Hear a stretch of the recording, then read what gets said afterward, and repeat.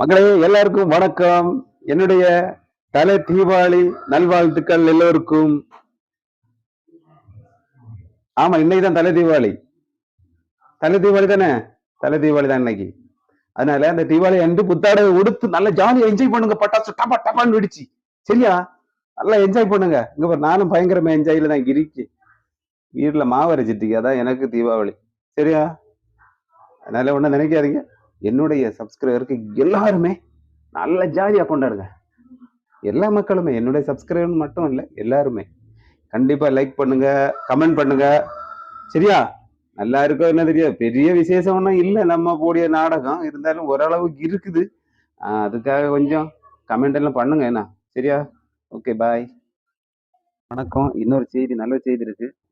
என்னன்னா, வெளிநாட்டு போற விஷயம்தான். சிலவங்களுக்கு போகணும்னு அப்படி இருப்பாங்க. ஏஜென்ட்டை நம்பி ஏமாந்து நம்ம போக முடியாதுன்னு அப்படி ஒரு டவுட்ல இருப்பாங்க. கண்டிப்பா இது ஒரு ஏஜென்ட் மூலம் தான். ஆனால் ஏமாத்து கிடையாது. நானும் சேர்ந்து தான் வாரேன். இஸ்ரேலுக்கு போறேன். இஸ்ரேல் ஸ்திரீன்னா இஸ்ரேல். கண்டிப்பா ஏமாத்து கிடையாது. இனி வாரம் 5ஆம் தேதியிலிருந்து 10ஆம் தேதிக்குள்ள இன்டர்வியூ இருக்கு சென்னையில. அதனால கண்டிப்பா இஸ்ரேல்ல நல்ல நம்பிக்கையா, நல்ல சம்பளம், நல்ல சேலரி கிடைக்கும். அதனால நமக்கு போவோம், கண்டிப்பா போவோம். தேவைப்படிய ஆளு கமெண்ட் பண்ணுங்க. அப்புறம் ஒன்று, 45 வயசுக்கு உள்ளாடி தான் இருக்கணும். அதுக்கு மேலே போகக்கூடாது. அதுக்கு மேலே வாய்ப்பு இல்லை. 45 வயசுக்குள்ளாடி உள்ளவங்களுக்கு தான் வாய்ப்பு. அதனால இந்த வாய்ப்பை நழுவ விடாதுங்க. கண்டிப்பாக நமக்கு இஸ்ரேல் போவோம். சரியா? வெற்றி நமதே.